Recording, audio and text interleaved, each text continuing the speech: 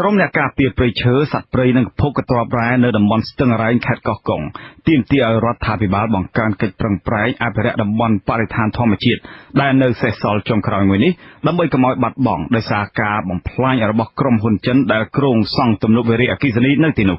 ពីរដ្ឋធានី Washington ខ្ញុំបាទមានសេចក្តីរាយការណ៍ចលនាមេដាធម្មជាតិដែលមានការចូលរួមពីសំណាក់ក្រុមនិស្សិតបញ្ញវន្តព្រះសង្ឃនិងក្រុមយុវជនជាច្រើនបានហៅតំបន់ស្ទឹងរ៉ែងក្នុងខេត្តកោះកុងថាជាឋានសួគ៌ធម្មជាតិចុងក្រោយដែលត្រូវការពារឲ្យបានពីគម្រោងការបំផ្លិចបំផ្លាញរបស់ក្រុមហ៊ុនសាងសង់ទំនប់វារីអគ្គិសនីចិនឈ្មោះ Sino Hydro ប្រធានចលនាមេដាធម្មជាតិលោក Alejandro González Davidson មានដើមកំណើតនៅទីក្រុងបាក់សេឡូណាប្រទេសអេស្ប៉ាញលោកបានមករស់នៅក្នុងប្រទេសកម្ពុជាអស់រយៈពេលជាង10ឆ្នាំមកហើយចាប់តាំងពីឆ្នាំ2002លោកមានប្រសាសន៍ថាអ្វីដែលធ្វើឲ្យលោកជាប់ចិត្តរស់នៅក្នុងប្រទេសកម្ពុជាក្នុងរយៈពេលដ៏យូរនេះគឺដោយសារលោកជាប់ស្នេហ៍នឹងសម្ផស្សព្រៃឈើខ្មែរលោក Alejandro ដែលជាអ្នកស្រឡាញ់ព្រៃឈើសត្វព្រៃនិងទេសភាពនៅស្រុកខ្មែររូបនេះអះអាងថាសោភ័ណភាពនិងបរិស្ថានធម្មជាតិនៅតំបន់អរ៉ែងក្នុងខេត្តកោះកុងជាសម្បត្តិមហាសាលមិនអាចកាត់ថ្លៃបានហើយដែលមានប្រយោជន៍លើសពីការកសាងទំនប់វារីអគ្គិសនីរបស់ក្រុមហ៊ុន Sino Hydro រាប់សែនដងទៅទៀតបញ្ហាធំជាងគេហ្នឹងក្រុមហ៊ុន Sino Hydro ចង់សាងសង់វិរីអគ្គិសនីបងចង់ធ្វើវិរីអគ្គិសនីនៅតំបន់អរ៉ែងនិងវិរីអគ្គិសនីហ្នឹងដែលធ្លាប់មានក្រុមហ៊ុនចិនទៅសិក្សាប្រមាណដងហើយនឹងជាវិរីអគ្គិសនីមួយមិនមែនត្រឹមប៉ះពាល់ធ្ងន់ធ្ងរគឺអត់ចំណេញទេតាមពីសម្ដីរបស់ក្រុមហ៊ុនទី1ក្រុមហ៊ុនទី2ណាបាទវាអត់ទឹកអត់គ្រាន់ក្នុងស្ទឹងទេអញ្ចឹងធ្វើវិរីអគ្គិសនីវាខាតទេប៉ុន្តែក្រុមហ៊ុនហ្នឹងវាហាក់បីទៅជាមានរឿងអាចកំបាំងចង់រឈើររ៉ែងអញ្ចឹងណាបាទហ្នឹងជាបញ្ហាធ្ងន់ធ្ងរជាងគេហ្នឹងតំបន់អរ៉ែងស្ថិតក្នុងតំបន់ព្រៃការពារភ្នំក្រវាញភាគកណ្ដាលដែលជាព្រៃក្រាស់ហើយធំជាងគេនៅតំបន់អាស៊ីភាគអាគ្នេយ៍តំបន់ព្រៃស្ដុកនេះមានទំហំ 460,000 ហិកតាលាតសន្ធឹងកាត់ឃុំជំនាប់ឃុំប្រឡាយនិងឃុំថ្មដូនពៅស្ថិតក្នុងស្រុកថ្មបាំងខេត្តកោះកុងហើយដែលមានព្រំប្រទល់ជាប់ខេត្តពោធិ៍សាត់និងខេត្តកំពង់ស្ពឺតំបន់ស្ទឹងអរ៉ែងក្នុងខេត្តកោះកុងនេះត្រូវបានចុះក្នុងអនុក្រឹត្យការពារតាំងពីឆ្នាំ2001មកម្ល៉េះតំបន់អរ៉ែងនេះជាទីព្រៃស្រោងធម្មជាតិដែលមានសត្វកម្រជិតផុតពូជជាង30ប្រភេទរួមមានក្រពើភ្នំខ្លាធំដំរីត្រីនាគខ្លារខិនខ្លាឃ្មុំនិងសត្វស្លាបជាច្រើនប្រភេទទៀតក្រៅពីសត្វព្រៃកម្រទាំងនេះតំបន់អរ៉ែងក៏ជាជម្រករស់នៅរបស់ក្រុមជនជាតិភាគតិចជងដែលរស់នៅប្រកបរបរចិញ្ចឹមជីវិតដោយការទាញយកអនុផលព្រៃឈើតំបន់នេះសម្បូរទៅដោយភ្នំគ្របដណ្ដប់ទៅដោយអាកាសធាតុក្តៅហើយសើមរុក្ខជាតិលាស់ត្រួយខៀវខ្ចីជាជម្រកនៃបក្សាបក្សីមរគីបើមើលពីតាមជ្រលងភ្នំនាពេលព្រឹកព្រលឹមទៅតំបន់អរ៉ែងប្រៀបបីដូចជាឋានសួគ៌ដែលពោពេញទៅដោយអ័ព្ទនិងដុំពពកបន្ទាបខ្លួនប្រឡែងលេងជាមួយនឹងធម្មជាតិនៅទីនោះ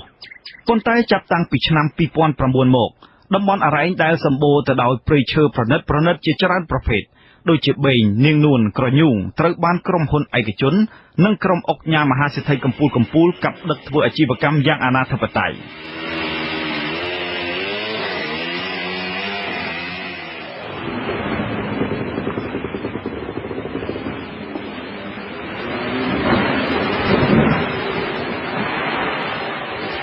ដើម្បីស្ដារនិងការពារធនធានធម្មជាតិនៅតំបន់អរ៉ែងនេះឡើងវិញ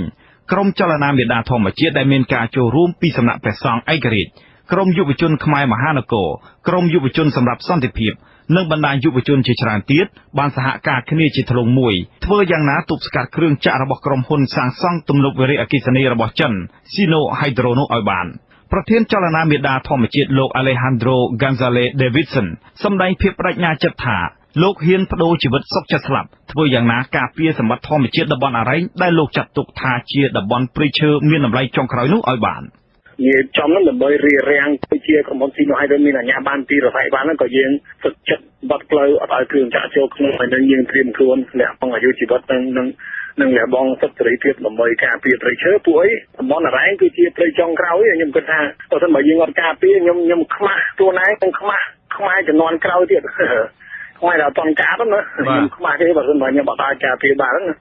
ចំណែកប្រធានអង្គការការពារធនធានធម្មជាតិលោកឈឹមសាវុធវិញក៏បានទាមទារឲ្យរដ្ឋាភិបាលកម្ពុជាលុបបំបាត់ឬបញ្ឈប់គម្រោងសាងសង់ទំនប់វារីអគ្គិសនីនៅតំបន់ស្ទឹងអរ៉ែងនេះជាបន្ទាន់ដោយសារផលដែលបានមកពីទំនប់វារីអគ្គិសនីមិនមានតុល្យភាពគ្នាទៅនឹងការបាត់បង់ធនធានធម្មជាតិនៅទីនោះ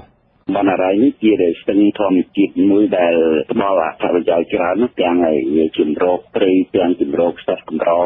ពិសេសទាំងជំរុំឈើកញ្ញូងដែលទៅដុតផ្ទៃរាប់សិបហិកតាទៀតហើយយើងមើលពីទំហំនៃការអនុញ្ញាតឲ្យសាងសង់ទំនប់វារីអគ្គិសនីអរ៉ៃគឺវាមានកម្លាំងតូចបំផុតដែលវាមិនសមល្មមនឹងផលប៉ះពាល់យើងបាននិយាយពីផលប៉ះពាល់ដល់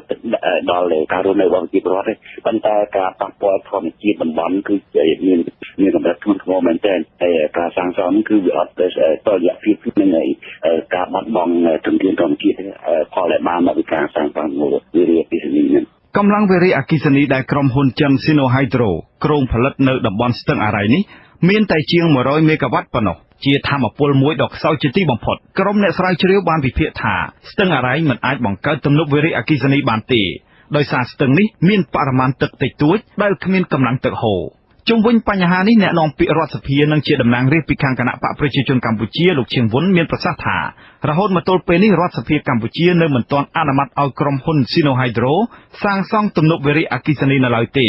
ហើយថាក្រុមអ្នកការពារបរិស្ថានមិនចាំបាច់បារម្ភអំពីបញ្ហានេះទេព្រោះក្រុមហ៊ុនសាងសង់ទំនប់វារីអគ្គិសនីមួយនេះកំពុងធ្វើការសិក្សាស្រាវជ្រាវនៅតំបន់អារ៉ៃនោះនៅឡើយ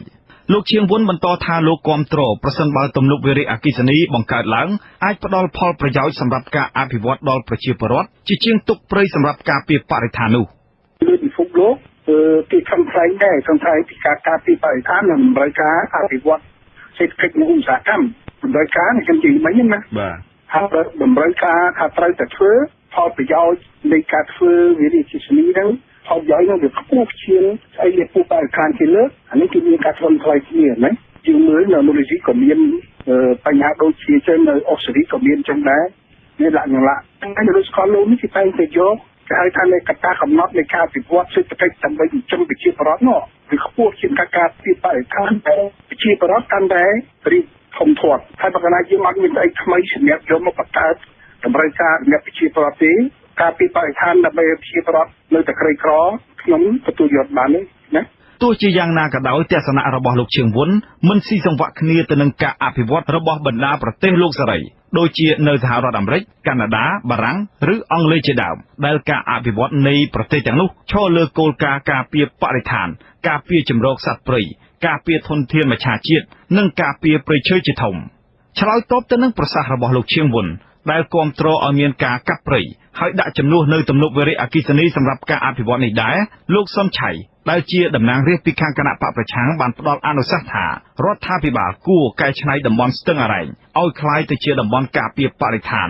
ដើម្បីទាក់ទាញភ្ញៀវទេសចរឲ្យទៅមើលសត្វព្រៃកម្រព្រៃឈើនិងទេសភាពដ៏ប្រណិតនៅទីនោះវិញប្រសើរជាងលោកបន្តថាធ្វើដូច្នេះពលរដ្ឋដែលរស់នៅតំបន់នោះអាចរកចំណូលពីវិស័យទេសចរដើម្បីចិញ្ចឹមជីវភាពបានដោយងាយលោកសុនឆៃបន្តថាលោកជាសាក្សីដែលបានឃើញផ្ទាល់ភ្នែកអំពីសកម្មភាពដឹកឈើនៅតំបន់ស្ទឹងអារ៉ៃក្នុងខេត្តកោះកុងនិងបណ្ដាខេត្តជាច្រើនទៀតសភាពប្រថាប់ត្រាយើងដែលចាំទៅតាមរដ្ឋាភិបាលខ្ញុំថាមិនជឿថានឹងធ្វើការងារអីដោយលោកជាងបុននិយាយទេសប្តាហ៍យើងឃើញហើយគ្រាន់តែនិយាយទៅឆ្លើយឆ្លងទៅក៏ប៉ុន្តែអត់មានតែទប់ស្កាត់អីបានមួយទេសូម្បីតែទំនប់នៅសេសាន2នោះដែលដណ្ដើមគេកាប់ឈើទាំងអុកញ៉ាគិតមេងទាំងគ្រួសារអ្នកធំបំផ្លាញព្រៃតិចទីអស់នេះគ្មានបានទៅបញ្ឈប់ការទេគ្រាន់តែហៅលោកស៊ីសែមកសួរពី3ម៉ាត់ប៉ុណ្ណឹងតែចេះជាយោបល់ខ្ញុំថាគួរតែទៅមើលណាទៅមើលដល់ផ្ទាល់ហើយទៅដេកពីបីយប់អត់ឃើញតើធម្មជាតិទាំងនេះត្រូវគេកាប់ដឹករាល់ថ្ងៃហ្នឹងមិនទាន់មានការអនុញ្ញាតមែនណាហើយអីក៏មានការដឹកជួយប្រហែលឆ្នាំហើយចំនួន3ឆ្នាំជាប់គ្នាហើយដឹកទាំងយប់ទាំងថ្ងៃនៅតំបន់នេះក្រៅពីតំបន់ស្ទឹងអារ៉ៃក្នុងស្រុកថ្មបាំងខេត្តកោះកុងគេក៏ឃើញតំបន់អភិរក្សព្រៃឈើផ្សេងទៀតដែលមានចុះព្រះរាជក្រឹត្យការពារដោយព្រះមហាក្សត្រដូចជាតំបន់ព្រៃឡង់ក្នុងខេត្តកំពង់ធំដែនជម្រកសត្វបឹងពែក្នុងខេត្តព្រះវិហារនិងឧទ្យានជាតិវីរៈជ័យនៅខេត្តរតនគិរីបានរងការបំផ្លាញព្រៃឈើធ្វើអាជីវកម្មទៅប្រទេសចិននិងទៅប្រទេសវៀតណាមយ៉ាងអនាធិបតេយ្យហើយរហូតមកទល់ពេលនេះប្រាក់ចំណូលពីការលក់ឈើទាំងនោះនៅមិនទាន់ឃើញដាក់បញ្ចូលទៅក្នុងខ្ទង់ចំណូលថវិកាជាតិនៅឡើយហើយជនល្មើសបំផ្លាញព្រៃឈើខ្មែរជាច្រើនដែលសុទ្ធសឹងជាក្រុមអុកញ៉ាកំពូលឬខ្សែស្រឡាយថ្នាក់ដឹកនាំរដ្ឋាភិបាលខ្មែរទាំងនោះក៏នៅមិនទាន់ត្រូវបានចាប់ខ្លួនយកមកផ្ដន្ទាទោសតាមផ្លូវច្បាប់នោះដែរខ្ញុំតាំងសារ៉ាដាវុទ្ធុអាស៊ីសេរីពីរដ្ឋធានី Washington